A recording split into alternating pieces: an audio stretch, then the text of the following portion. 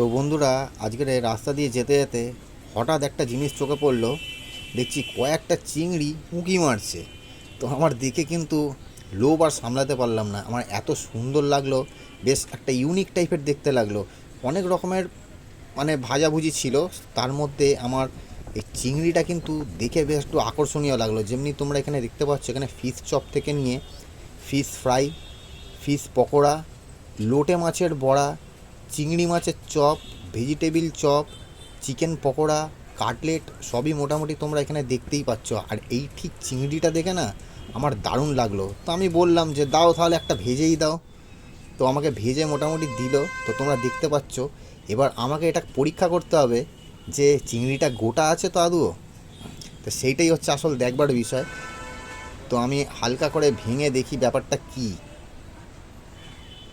আচ্ছা, এইখানে চিংড়ির চিংড়ি পেস্ট করা আছে, চিংড়ি পেস্ট করে আর পিছন থেকে একটা চিংড়ি ঢুকিয়ে দিয়েছে, কিন্তু চিংড়িটা বেশ গোটাই আছে। তো মারাত্মক গরম।